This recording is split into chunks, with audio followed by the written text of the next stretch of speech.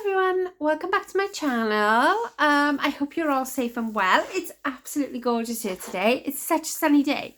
I don't know what happens to me when the sun comes out. I think it's because we've had so much bad weather that when the sun comes out I get really excited. So I wanted to pop on today to share with you a project share that I've done.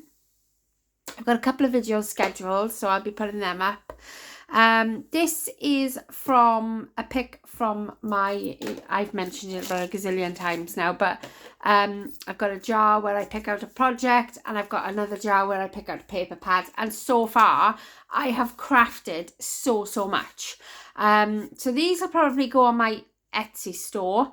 So yes, I just wanted to show you. So this one I picked out the Winter Wonderland doodle bag because I put all my Christmas and my Halloween papers in as well, because I love doing all the different things. And I thought if I did pick out Christmas and Halloween ones, then it's always good then to sort of give them as gifts Christmas time and Halloween time, because that's generally when I tend to do a lot of my swaps and things. So this one I say probably won't go. It might go on my Etsy shop. I don't know yet. It all depends how I feel about it. Yeah. But this is what I've made. So I picked out the Doodlebug Winter Wonderland collection. And I picked out, the project I picked was from Angelina, who is Intertwined Designs. She's a Stampin' Up! Demonstrator. I will link her channel below, and the tutorial that I followed. She's amazing. She makes a lot of boxes, 3D projects. She's been on YouTube for ages now, but she usually does like birthday extravaganzas and like 12 Days of Christmas and things like that, and she just gives you like gift ideas and things, and I love her channel. I think she's really easy to follow. Yeah, so a big inspiration from Angelina, because she is amazing. So yes, this is a book. It's called a book style box of cards. So yes, get me, I have been making cards as well, which is very exciting. So anyway, this is a box then, and it measures 5 by 7.5. I have used purple cardstock. I get all my cardstock from Paper Mill Direct, and then I've used one of the sheets of paper from the collection, and I'm not sure if you can see this, but I have like got sort of diamantes here and here, and I have stickled, I got my stickles out, and I have stickled them bits and these bits along here and at the bottom here. You can just see them glinting. And then this doily here, I cut out using the blue cardstock, and I put my Nuvo drops all around it to make it look like snow, and then I went in with my Stardust spring stickles to give it a sparkle. I used one of the stickers from the collection, and I popped it up on chipboard, and it says Snow Much Fun. And then this paper goes all the way around like that. Okay, I used some of my, I think I had this from Works, some silver ribbon to just tie it shut. You can use magnets, it's up to you. I prefer it with a ribbon. I think it looks quite nice. So yes, so this is the box. So it unties like so, and then opens up like this. So you can have it portrait style. You could also have it landscape style. It's entirely up to you how you do it. Yeah, I think one of the ones Angelina does is portrait, and one of the ones she does is landscape. So I could have just turned that and made it open like this, but I wanted to look more like a book, so I went for that size side even. So yeah, so I've decorated it. I brought in my pattern petite prints, the doodle bag for Winter Wonderland collection.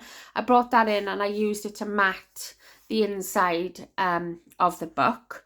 So again, I've used purple cardstock throughout. It's called New Lilac, if anyone's interested.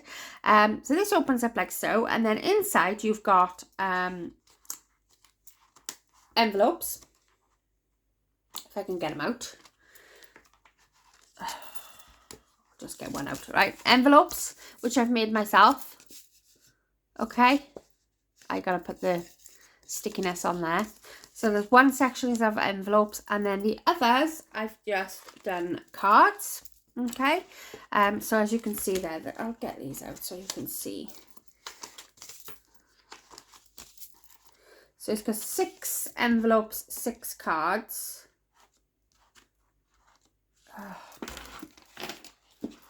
Take it out like that.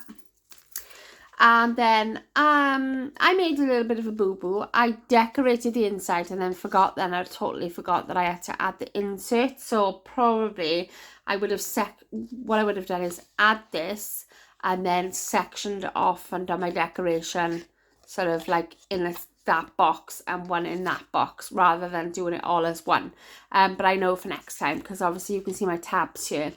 And you can see the bit there. So I have put a bit of the ribbon, Rick Rack ribbon sticker that you get on the collection. And I have actually put the paper on the insert that sticks up there. Hope you can see that. But yeah, if I did it again, I would probably lay everything down and then decorate once I'd stuck this down. And I would decorate inside each compartment then rather than as one whole. But I think it looks really cool like that. I quite like it like that anyway. You don't have to use this for cards. It could be for anything. You could have a notebook in you. You could have some pens in you. You could have some bracelet. You could have some beads or anything like that. You could use it for anything.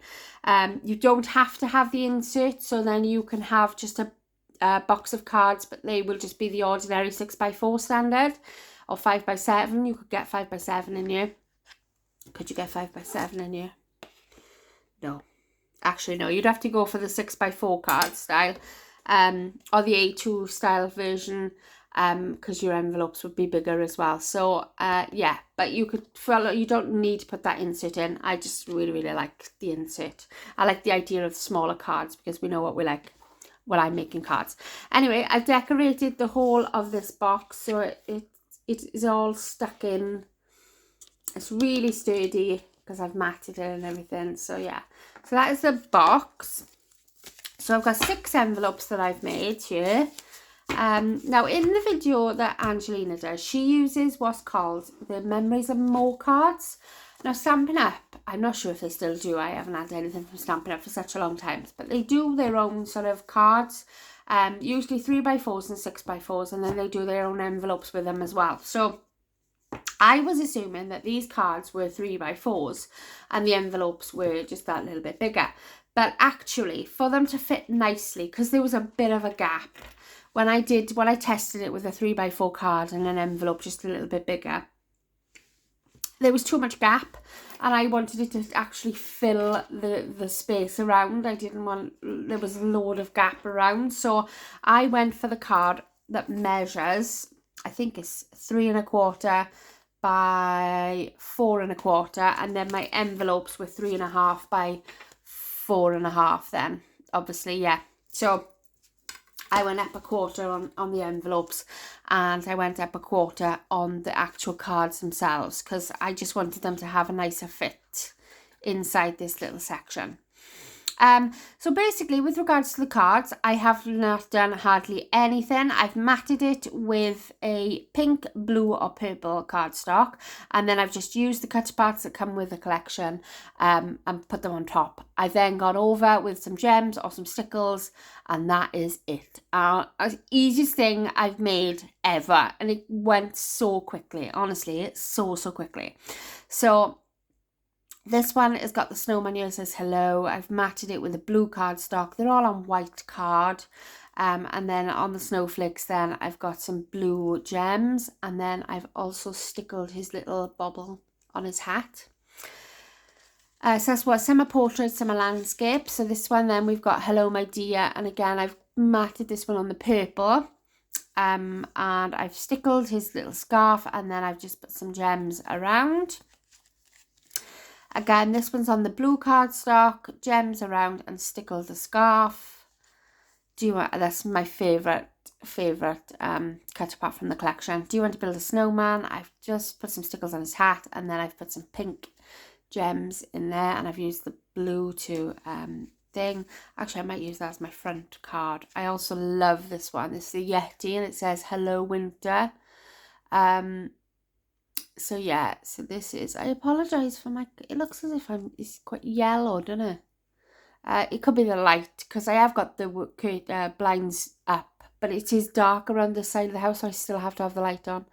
But yeah, so I stickled his hat there, and again I've put some gems on that. Oh, I could have that one as the front one as well. And that one as well, Let It Snow. I've put gems in the snowflakes, and then all around the tiny little dots I've put some stickles. I don't know if you can see that, so sparkling. And then we're back to the beginning, so I might actually put him on the front like so. So these go in there, comfortably fits 6. I probably wouldn't go any more than 6, and if you are doing embellishments on your cards, maybe 4 would be okay, because mine are quite flat. So yeah, but it comfortably fits, my one comfortably fits 6, but like I say, if you was to do embellishments on them, I would probably stick to 4. But yeah, I just think that's such a lovely gift, and like she was saying, you know, you can do them for craft fairs and things.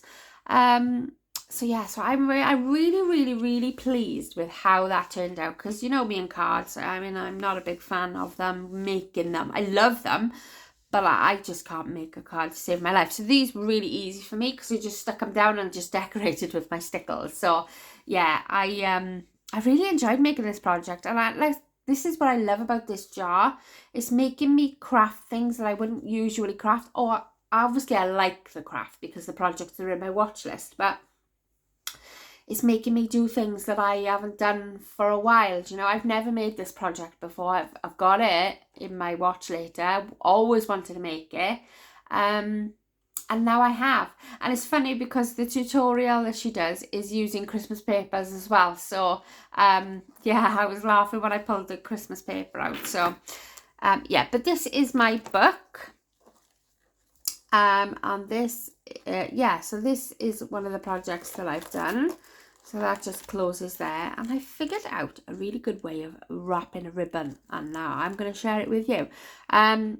Everybody might know this already, but like when you're tying a bow, I can't tie bows to save my life, but I've noticed that Steph does it. I've watched her do it, and I've seen it in another channel. Somebody mentioned it. Okay, so you put you loop your ribbon like this, and now I automatically, I don't know whether it's an inbuilt thing, but you automatically come this way around. Try not to teach your brain to go over the top. So when it goes over the top, it falls a lot better. So I'll show you now. I hope this works out on camera. It's probably not going to work. So instead of going this way around, which is what I would usually go over the top, and then pull your bow through like so, and see how that falls a lot better. I mean, you still gotta faff, but usually when I tie a bow, I have got to do it upside down and the other way around, because I can never get these bits in the middle to stay where they are. Usually I've got one up here, one up there. It just never happens. But with this, doing it that way, every time I've done a bow, it's fallen like an actual bow should. This ribbon is a little bit difficult because it does tend to move a lot. It's quite bendy. But yeah, look at that. So it's like, woohoo! I love it now. So yeah, so instead of going that way, go over the top. And it's the same if you loop this side as well. Don't go that way. Go that way, over the top instead. And yeah, I hope it works for you, because it seems to work for me every single time now. So I'm like, woohoo! But yeah, this is my project. So I'd love to hear your comments on it and what you think. But yeah, I'm really excited. I love it. I've got another couple of videos to show you. So yeah, I shall see you all in my next one. Thank you so much for watching. Bye.